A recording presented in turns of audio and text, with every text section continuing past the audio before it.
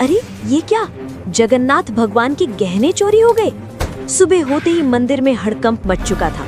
मंदिर के कैमरे तुरंत चेक किए गए, पूरी रात की रिकॉर्डिंग देखी गई, लेकिन हैरानी की बात ये थी कि किसी भी कैमरे में कोई आता हुआ या जाता हुआ नहीं दिखा। पुरी के उस पुराने मंदिर में एक बच्चा रहता था। कोई बाहर वाला देखे तो सोचे कि मंदिर में बच्चा कैसे रह सकता है, लेकिन जो लोग वहाँ रोज आते थे वो जानते थे कि ये बच्चा मंदिर का ही हिस्सा था। उसका कोई नाम कागजों में नहीं था, ना माँ थी, ना बाप, ना कोई पहचान। लोग उसे बस मुगु कहकर बुलाते थे। मुगु की उम्र कोई 8 या 9 साल रही होगी। फटे कपड़े, नंगे पैर और आंखों में एक अजीब सी शांति। वो मंदिर में ही सोता था, मंदिर में ही भूखा रहता था और मंदिर में ही हंस लेता था।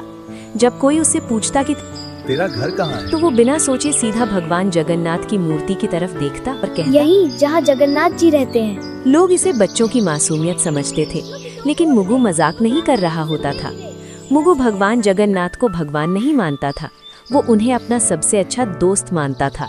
हर सुबह वो मूर्ति के सामने बैठकर बोलता, आज देर हो गई दोस्त, पुजारी अंकल ने झाड़ू नहीं दी। कभी शिकायत करता, कल तुमने सपना क्यों नहीं भेजा? और कभी रूठ जाता, अगर आज खिचड़ी नहीं मिली ना तो मैं बात नहीं करूंगा। अजीब बात ये थी कि मुगु की बातें कभी खाली नहीं जाती थी। एक दिन दोपहर की आरती के बाद मंदिर में एक औरत आई। उसके कपड़े फटे थे, आंखें सूजी हुई थी और आवाज कांप रही थी। वो भगवान के सामने गिर पड़ी और रोते हुए बोली, मेरे बच्चे को बचा लो का, वो अस्पताल में है। डॉक्टर कह रहे हैं बिना पैसों के इलाज नहीं होगा। मंदिर में लोग खड़े थे। कोई बोला, भगवान पर छोड़ दो, जो होगा अच्छा होगा। लेकिन कोई आगे नहीं बढ़ा। मुगु सब देख रहा था। वो धीरे से उस औरत के पास गया और पूछा, आंटी आपका बच्चा कितना छोटा है? औरत ने रोते हुए कहा, तेरे जितना। मुगु चुप हो गया। उस रात जब मंदिर बंद हो गया और सब लोग चले गए, मुगु अकेला भगवान के सामने बैठा रहा। बहुत देर तक वो कुछ नहीं बोला, फिर धीरे से पूछा, दोस्त, वो बच्चा मर जाएगा क्या? मूर्ति चुप थी। मुगु की आंखें भर आईं। उसने कहा, अगर उसके पास माँ है तो उसे क्यों ले जाओगे? उसी पल मुगु को ऐसा लगा जैसे किसी ने बहुत पास से कहा हो, मेरी मोतियों की माला ले जाओ। मुगु घबरा गया। उसने मूर्ति की तरफ देखा और बोला, आप नाराज नहीं होगे? कोई जवाब नहीं आया, लेकिन मुगु की नजर माला पर टिक गई। अगली सुबह मंदिर में हड़कंप मच गया। पुजारी चिल्लाने लगे, अरे ये क्या, भगवान की मोतियों की माला गायब है। कैमरे चेक किए गए, पूरी रात की रिकॉर्डिंग देखी गई, लेकिन ना कोई आता दिखा ना कोई जाता। तभी एक आदमी बोला, कल रात मैंने उसी बच्चे को मंदिर में घूमते देखा था। सबकी नजर एक साथ मुगु पर चली गई। मुगु कुछ नहीं बोला, उसकी मुट्ठी कांप रही थी। उसी समय मंदिर के बाहर वही औरत खुशी से रो रही थी। वो सबको बता रही थी कि किसी ने भगवान की माला बेचकर उसके बच्चे का ऑपरेशन करवा दिया। मंदिर के अंदर लोग भगवान को देख रहे थे और मंदिर के बीच में एक बच्चा चुपचाप खड़ा था। एक पुजारी ने परेशान होकर कहा, अगर कोई इंसान आया होता तो कैमरे में जरूर दिखता। दूसरे पुजारी ने धीरे से कहा, ऐसा तो तभी हो सकता है जब कोई आया ही ना हो। लोगों में खुसुर पुसुर बढ़ने लगी और हर कोई एक दूसरे की तरफ शक से देखने लगा। उसी भीड़ में एक आदमी ने अचानक कहा, रात को मैंने मुगु को मंदिर में घूमते देखा था।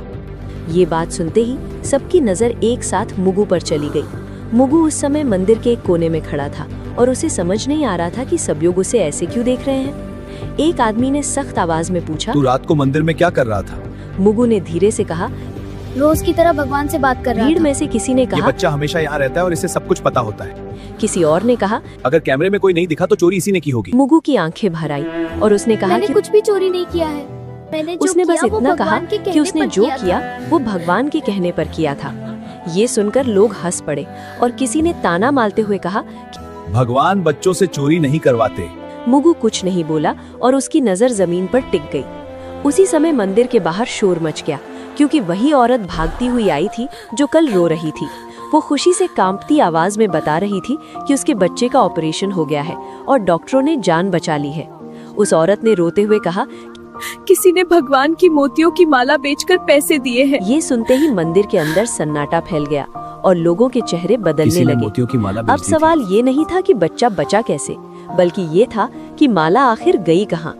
मुगु अब भी चुपचाप खड़ा था और उसे नहीं पता था कि अगला सवाल सीधे उसी की जिंदगी बदलने वाला है। मंदिर के अंदर अब माहौल बदल चुका था और जो लोग सुबह तक चमत्कार की बात कर रहे थे वही अब सवाल पूछ रहे थे। हर नजर मुगु पर टिकी थी और किसी को उसकी मासूमियत दिखाई नहीं दे रही थी। एक आदमी ने ऊंची आवाज में कहा कि अगर माला भगवान के कहने पर ली गई थी तो वो अभी वापस क्यों नहीं आई? मुगु ने घबराई हुई आवाज में कहा, मुझसे कहा गया था कि वो माला उस माँ को दे आओ ताकि उसका बच्चा बच सके। भीड़ में से किसी ने कटाक्ष करते हुए कहा कि अब बच्चे भगवान के नाम पर चोरी भी करने लगे हैं। दूसरे आदमी ने कहा कि ऐसे बहाने हर चोर बनाता है। मुगु ने रोते हुए कहा कि वो झूठ नहीं बोल रहा है और उसने कुछ भी अपने लिए नहीं रखा। उसने कहा कि अगर माला चाहिए तो वो भगवान से पूछ ले कि सच क्या है। ये बात सुनकर पुजारी भी असहज हो गए क्योंकि कोई भी भगवान से सवाल नहीं करना चाहता था। मुख्य पुजारी ने कड़े शब्दों में कहा कि जब तक सच्चाई सामने नहीं आती तब तक बच्चे का यहाँ रुकना ठीक नहीं होगा। तब तक बच्चे को मंदिर में नहीं रहने दिया जाएगा। मुगु को जैसे ही ये बात समझ आई, उसका चेहरा सफेद पड़ गया। उसने डरते हुए पूछा कि क्या अब वो भगवान के पास भी नहीं रह सकता? किसी ने जवाब नहीं दिया और दो आदमी आगे बढ़कर उसे मंदिर के बाहर ले गए। मुगु बार बार पीछे मुड़कर भगवान की मूर्ति की तरफ देख रहा था, जैसे किसी जवाब का इंतजार कर रहा हो। मंदिर के बाहर उसे पत्थर की सीढ़ियों पर बैठा दिया गया और कहा गया कि यहाँ से कहीं मत जाना। धूप तेज थी और मुगु को प्यास लग रही थी, लेकिन किसी ने पानी तक नहीं दिया। अंदर मंदिर में पूजा फिर से शुरू हो गई और लोग भगवान से सुख शांति की प्रार्थना करने लगे। बाहर एक बच्चा चुपचाप बैठा था, जिसे समझ नहीं आ रहा था कि उसने गलत क्या किया। मुगु ने खुद से कहा, अगर भगवान ने कहा था तो फिर सजा मुझे क्यों मिल रही है? उसकी आंखों से आंसू गिरने लगे और वो पहली बार भगवान से बिना बोले सवाल कर रहा था। उसी समय मंदिर के अंदर अचानक हवा तेज चलने लगी और दीपक की लौ हिलने लगी। कुछ लोगों ने इसे भगवान की नाराजगी कहा और कुछ ने इसे महज हवा का झोंका मान लिया। मुगु अब भी सीढ़ियों पर बैठा भगवान की तरफ देख रहा था और उसे नहीं पता था कि ये चुप्पी आने वाले तूफान की शुरुआत। शाम होते ही मंदिर के समिति की बैठक बुलाई गई क्योंकि मामला अब सिर्फ माला का नहीं रहा था। लोग बाहर खड़े थे और अंदर ये तय हो रहा था कि एक अनाथ बच्चे के साथ क्या किया जाए। एक सदस्य ने कहा कि अगर आज सख्ती नहीं दिखाई गई तो कल हर कोई भगवान के नाम पर कुछ भी उठा लेगा। दूसरे ने कहा, बच्चे को बाहर रखने से मंदिर की शांति बनी रहेगी। मुख्य पुजारी चुप बैठे थे और बार बार भगवान की मूर्ति की तरफ देख रहे थे। आखिर उन्होंने भारी आवाज में कहा कि जब तक माला वापस नहीं आती, मुगु मंदिर में नहीं रहेगा। ये फैसला होते ही किसी ने बाहर आकर लोगों को बता दिया कि बच्चे को मंदिर से निकाल दिया गया है। भीड़ में कुछ लोग चुप थे और कुछ ने सिर हिलाकर सहमति जता दी। मुगु को जब ये बताया गया तो उसने बहुत धीमे से पूछा कि क्या वो रात को भी यहाँ नहीं सो सकता? कोई जवाब नहीं आया और उसे मंदिर के मुख्य दरवाजे से बाहर कर दिया गया। मुगु दरवाजे के पास कुछ देर खड़ा रहा और फिर सीढ़ियों पर बैठ गया। उसे समझ नहीं आ रहा था कि भगवान के घर में उसके लिए जगह कैसे खत्म हो गई। उसी समय मंदिर के अंदर एक पुजारी ने देखा कि भगवान की मूर्ति के पास रखा फूल मुरझा गया है।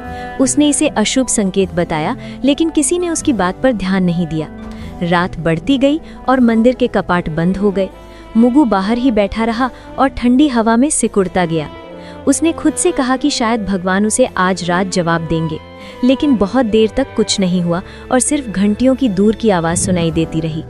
उसी रात शहर में एक अजीब सी खबर फैलने लगी कि अस्पताल में उस बच्चे की हालत अचानक बहुत सुधर गई है। डॉक्टर कह रहे थे कि इलाज उम्मीद से कहीं ज्यादा असरदार रहा। लोगों ने इसे भगवान की कृपा कहा और कुछ ने मंदिर में फिर से दान देने की बात की। किसी ने ये नहीं पूछा कि उस कृपा की कीमत किसने चुकाई। मुगु को इस खबर की कोई जानकारी नहीं थी और वो बाहर बैठे बैठे सो गया। उसके चेहरे पर डर नहीं था बल्कि थकान थी, जैसे उसने बहुत भारी बोझ उठा लिया हो। आधी रात के बाद मंदिर के अंदर अचानक दीपक अपने आप तेज हो गया। कुछ पुजारी घबरा गए और बोले कि भगवान कुछ कहना चाहते हैं, लेकिन बाहर मंदिर की सीढ़ियों पर एक बच्चा बेसुध पड़ा था और कोई उसे देखने नहीं आया। मुगु की सांसें हल्की थी और उसे नहीं पता था कि अगली सुबह उसके लिए सबसे कठिन होने वाली है। सुबह होते ही मंदिर के बाहर लोगों की भीड़ फिर जमा होने लगी, क्योंकि रात की घटनाओं ने सबको बेचैन कर दिया था। कुछ लोग कह रहे थे कि भगवान ने संकेत दिए हैं और कुछ लोग अब भी यही मान रहे थे कि बच्चा झूठ बोल रहा है। उसी बीच एक पुजारी ने ध्यान दिया कि भगवान की मूर्ति के पास रखी दूसरी माला की एक मोची ढीली हो गई है। उसने पास खड़े पुजारी से कहा कि अगर कोई चोर होता तो बाकी गहनों को भी हाथ लगाता। ये बात धीरे धीरे भीड़ तक पहुंची और पहली बार लोगों को लगा कि कहानी वैसी नहीं है जैसी दिखाई जा रही थी। एक आदमी ने कहा कि अगर बच्चा चोर होता तो वो मंदिर छोड़कर भाग जाता। लोगों की नजर बाहर सीढ़ियों पर पड़ी जहां मुगु बेसुध पड़ा था। उसका चेहरा पीला था और उसकी आंखें आधी खुली थीं। एक औरत ने घबराकर कहा कि बच्चे को उठाओ और पानी दो। जब उसे छुआ गया तो सब समझ गए कि मुगु को तेज बुखार है। मुगु ने बहुत धीमी आवाज में कहा कि उसने गलत कुछ नहीं किया है। उसने बस इतना कहा कि भगवान ने कहा था कि किसी की जान बचाना सबसे जरूरी है। ये सुनकर कुछ लोग चुप हो गए और कुछ की आंखें झुक गईं। मुख्य पुजारी आगे आए और पहली बार उन्होंने मुगु की बात ध्यान से सुनी। पुजारी ने उससे पूछा कि भगवान ने तुझसे और क्या कहा था। मुगु ने कांपती आवाज में कहा, भगवान ने कहा था कि सच सामने आने में समय लगता है। उसी समय अस्पताल से एक आदमी मंदिर पहुंचा जिस बच्चे और का उसने ऑपरेशन हुआ बताया था, कि उसकी जिस हालत अब बच्चे पूरी का तरह ऑपरेशन ठीक है। हुआ था उसकी हालत अब पूरी तरह ठीक ऑपरेशन के पैसे है। उसने अचानक ये मिल भी गए कहा थे। कि ऑपरेशन इसलिए के डॉक्टरों ने पैसे बिना देर अचानक के इलाज मिलने शुरू से कर दिया। डॉक्टरों ने तुरंत इलाज शुरू कर दिया था। अब मंदिर में सन्नाटा था और लोग एक दूसरे को देखने लगे। सबको समझ आ रहा था कि अगर माला न गई होती तो शायद वो बच्चा आज जिंदा न होता। लेकिन सवाल अब भी वही था कि माला मंदिर से बाहर कैसे गई। किसी ने फिर से कैमरे देखने की बात कही। जब कैमरे दोबारा चेक किए गए तो एक अजीब बात सामने आई। रात के ठीक उसी समय जब माला गायब हुई थी, सभी कैमरे कुछ सेकंड के लिए अपने आप बंद हो गए थे। टेक्नीशियन ने कहा कि ये आम बात नहीं है और बिजली में कोई दिक्कत भी नहीं हुई थी। लोगों के चेहरे पर डर साफ दिखाई देने लगा। मुख्य पुजारी ने भारी आवाज में कहा कि अगर ये सब सच है तो ये चोरी नहीं थी। उन्होंने कहा कि ये किसी की परीक्षा हो सकती है। मुगु को उठाकर अंदर लाया गया और पहली बार उसे भगवान के सामने बैठाया गया। उसने थकी हुई आंखों से मूर्ति को देखा और बहुत धीमे से कहा कि उसने वही किया जो दोस्त ने कहा था। लोग चुप थे और किसी के पास कहने को कुछ नहीं था। सबको लग रहा था कि सच्चाई सामने आ रही है, लेकिन अभी पूरी नहीं हुई है। मंदिर के अंदर अब सन्नाटा था, लेकिन उस सन्नाटे में भी कुछ लोग सच को मानने के लिए तैयार नहीं थे। एक सदस्य ने कहा कि कैमरे बंद होना तकनीकी गड़बड़ी भी हो सकती है और इसे चमत्कार मान लेना ठीक नहीं है। दूसरे ने कहा कि अगर आज बच्चे की बात मान ली गई तो कल कोई और भी भगवान का नाम लेकर चोरी करेगा। ये बातें सुनकर कुछ लोग सहमति में सिर हिलाने लगे। मुगु को अंदर लाने के बाद उसकी हालत और बिगड़ने लगी थी। उसका शरीर तप रहा था और सांसें तेज हो गई थी।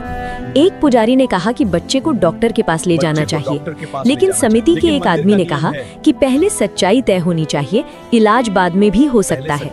ये बात सुनकर कुछ लोग असहज हो गए, लेकिन किसी ने खुलकर विरोध नहीं किया। मुगु ने आंखें खोलकर बहुत धीमे से कहा कि उसे अब डर नहीं लग रहा है।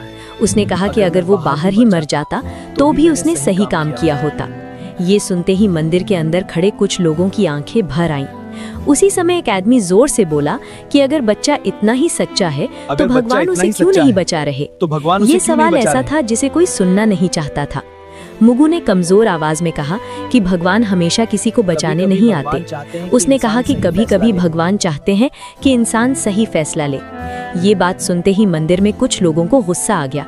एक आदमी ने कहा कि ये बच्चा भगवान बनकर बोल रहा है।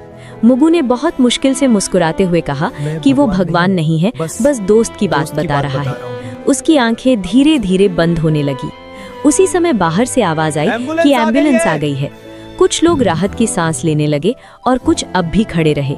जब मुगु को उठाकर बाहर ले जाया गया तो मंदिर के अंदर अचानक तेज हवा चली। दीपक की लौ एक पल के लिए सीधी खड़ी हो गई। कुछ पुजारी डर गए और बोले कि अब देर हो चुकी है। किसी ने पूछा कि किस बात के लिए देर हो चुकी है, लेकिन कोई जवाब नहीं आया। मुगु को एम्बुलेंस में डाल दिया गया और दरवाजा बंद हो गया। उसकी उंगलियां ढीली पड़ रही थीं और उसकी सांस बहुत हल्की हो गई थी। मंदिर के अंदर लोग अब भी बहस कर रहे थे कि सच क्या है। उसी समय एम्बुलेंस के सायरन की आवाज दूर होती चली गई। मुख्य पुजारी ने भगवान की मूर्ति की तरफ देखा और पहली बार उनकी आंखें भर आईं। उन्हें समझ आ गया था कि सही और गलत के बीच का वक्त बहुत कीमती होता है। एम्बुलेंस के जाते ही मंदिर के अंदर एक अजीब सी खामोशी फैल गई और बहस अपने आप रुक गई। लोग एक दूसरे का चेहरा देख रहे थे, जैसे सबको अचानक समझ आ गया हो कि अब शब्द बेकार हैं। कुछ देर बाद अस्पताल से फोन आया और मुख्य पुजारी ने कांपते हाथों से कॉल उठाई। डॉक्टर ने बताया कि बच्चे की हालत बहुत नाजुक है और अगला 1 घंटा बेहद अहम है। ये सुनते ही मंदिर में मौजूद कई लोगों के चेहरे पीले पड़ गए। किसी ने धीमे से कहा कि अगर हमने उसे पहले भेज दिया होता तो शायद हालात अलग होते। एक आदमी ने गुस्से में कहा कि अब पछताने से क्या फायदा, जो होना था वो हो चुका है। लेकिन उसकी आवाज में भी भरोसा नहीं था, सिर्फ डर था। उसी समय वो औरत फिर मंदिर पहुंची, जिसका बच्चा अस्पताल से बचकर लौटा था। उसने मुगू के बारे में पूछा और जब उसे सच बताया गया तो वो जमीन पर बैठ गई। वो रोते हुए बोली कि अगर उसका बच्चा बचा है तो उसकी वजह वही अनाथ बच्चा है। उसने कहा कि वो माला नहीं थी, बल्कि भगवान का भरोसा था जो बिक गया था। ये सुनकर मंदिर में खड़े लोग सिर झुकाने लगे। किसी की हिम्मत नहीं थी कि उस औरत की आंखों में देख सके। उसी वक्त अस्पताल से दोबारा फोन आया और इस बार आवाज और भी गंभीर थी। डॉक्टर ने बताया कि बच्चे की सांसें बहुत धीमी हो रही हैं और शरीर जवाब दे रहा है। मुख्य पुजारी ने बिना कुछ बोले फोन रख दिया। उन्होंने पहली बार साफ शब्दों में कहा कि ये सब किसी चोरी की कहानी नहीं थी। उन्होंने कहा कि ये परीक्षा थी और हम सब उसमें फेल हो गए। उनकी आवाज में गुस्सा नहीं था, सिर्फ टूटन थी। कुछ लोग रो पड़े और कुछ बस दीवार की तरफ देखते रहे। हर किसी को लग रहा था कि अगर समय को थोड़ा पीछे किया जा सकता तो सब कुछ बदल सकता था। मंदिर के बाहर अचानक तेज हवा चली और धूल उड़ने लगी। कई लोगों ने इसे भगवान का संकेत माना, लेकिन अब किसी के पास जवाब नहीं था। अस्पताल से आखिरी बार फोन आया और इस बार लाइन के उस तरफ सिर्फ सन्नाटा था। कुछ सेकंड बाद डॉक्टर ने कहा कि उन्होंने पूरी कोशिश की, लेकिन बच्चा नहीं बच पाया। ये सुनते ही मंदिर में खड़े कई लोग जमीन पर बैठ गए। किसी ने भगवान को दोष नहीं दिया, क्योंकि अब सब समझ चुके थे कि गलती कहाँ हुई थी। मुख्य पुजारी ने भगवान की मूर्ति की तरफ देखा और बहुत धीमे से कहा कि हमने बहुत देर कर दी। उन्हें एहसास हो गया था कि इंसान जब फैसले टालता है तो उसका अंजाम हमेशा किसी और को भुगतना पड़ता है। मुगू के जाने के बाद मंदिर में पहली बार ऐसा हुआ कि भीड़ होने के बावजूद कोई शोर नहीं था। लोग दर्शन के लिए आ रहे थे, लेकिन किसी के चेहरे पर वो पुरानी श्रद्धा नहीं दिख रही थी। मुख्य पुजारी ने आदेश दिया कि उस दिन कोई उत्सव नहीं होगा और मंदिर में सादगी रखी जाएगी। कुछ लोगों ने राहत महसूस की, लेकिन कुछ को लगा कि ये सब दिखावा है। उसी दिन शाम को खबर फैली कि अस्पताल में उस बच्चे की मां अब भी बैठी रो रही है। उसने कहा कि उसका बच्चा तो बच गया, लेकिन जिस बच्चे ने उसे बचाया वो चला गया। ये बात सुनकर कई लोग पहली बार घर जाकर चुपचाप रोए। किसी ने किसी को नहीं बताया, लेकिन हर किसी के भीतर कुछ टूट चुका था। अगली सुबह मंदिर के एक कोने में सफाई करते समय एक पुजारी को फर्श पर कुछ पड़ा मिला। वो एक छोटी सी पोटली थी जिसे मुगू हमेशा अपने पास रखता था। पोटली खोली गई तो उसमें कोई पैसा नहीं था, कोई खिलौना नहीं था। उसमें बस एक पुरानी रुई की माला थी और एक कागज का टुकड़ा। कागज पर मुगू की टूटी फूटी लिखावट में लिखा था कि अगर भगवान की माला वापस आ जाए तो किसी को सजा मत देना। उसने ये भी लिखा था कि दोस्त ने कहा है कि सही काम का इनाम हमेशा जिंदा रहना नहीं होता। ये पढ़ते ही मुख्य पुजारी की आंखें भर आईं और उन्होंने कागज चुपचाप मोड़ लिया। उन्होंने किसी को वो पंक्तियां जोर से नहीं पढ़कर सुनाई। उसी समय एक और अजीब बात हुई जिसे सबने महसूस किया, लेकिन कोई बोल नहीं पाया। भगवान की मूर्ति के गले में अगली सुबह मोतियों की वही माला वापस दिखने लगी। कैमरे फिर चेक किए गए, लेकिन इस बार भी कुछ नहीं दिखा। ना कोई आता दिखा, ना कोई जाता, बस माला अपनी जगह पर थी। कुछ लोगों ने इसे भगवान की लीला कहा और कुछ ने इसे अपनी गलती मान लिया, लेकिन इस बार किसी ने ताली नहीं बजाई और किसी ने जयकारा नहीं लगाया। मुख्य पुजारी ने धीरे से कहा कि ये माला वापस नहीं आई है, बल्कि हमें वापस मिली है। उनकी आवाज में आदेश नहीं था, सिर्फ स्वीकार था। उसी दिन मंदिर के बाहर एक छोटा सा दिया जलाया गया, बिना किसी घोषणा के। लोग आते गए और चुपचाप दिए के सामने सिर झुकाते गए। कोई नहीं जानता था कि ये दिया किसके लिए है, लेकिन सब समझ रहे थे। मुगू का नाम किसी ने नहीं लिया, लेकिन उसकी कमी हर किसी को महसूस हो रही थी। शाम ढलते ही मंदिर के बाहर एक बच्चा आकर सीढ़ियों पर बैठ गया। वो मुगू जैसा नहीं दिखता था, लेकिन उसकी आंखों में वही इंतजार था। एक आदमी ने उसे देखा और कुछ देर तक खड़ा रहा। उसके मन में पहली बार ये सवाल उठा कि क्या वो आगे बढ़ेगा या फिर देर कर देगा। अगली सुबह मंदिर हमेशा की तरह खुला, लेकिन माहौल पहले जैसा नहीं था। लोग दर्शन के लिए आए, सिर झुकाया और बिना ज्यादा रुके बाहर निकल गए। मुगू की बात अब कोई जोर से नहीं करता था, लेकिन हर कोई उसके बारे में सोच रहा था। मुख्य पुजारी ने उस दिन बहुत कम शब्दों में पूजा करवाई। उन्होंने भगवान से कुछ मांगा नहीं, बस चुपचाप हाथ जोड़कर खड़े रहे। मंदिर के बाहर वही आदमी उस बच्चे को लेकर फिर आया। इस बार बच्चे ने डर के बिना सीढ़ियों पर कदम रखा। किसी ने टोका नहीं, किसी ने सवाल नहीं किया, जैसे सब समझ गए हों कि कुछ सवालों का जवाब नियम नहीं होते। उस बच्चे को खाना दिया गया, पानी दिया गया और एक कोने में बैठा दिया गया। वो बार बार भगवान की मूर्ति की तरफ देख रहा था। उसने आदमी से पूछा कि क्या भगवान उससे नाराज होंगे। आदमी ने कहा कि भगवान कभी बच्चों से नाराज नहीं होते, इंसानों से होते हैं। ये सुनकर बच्चा हल्का सा मुस्कुराया, ठीक वैसे ही जैसे कभी मुगु मुस्कुराया करता था। शाम को मुख्य पुजारी बाहर आए और पहली बार लोगों से बोले।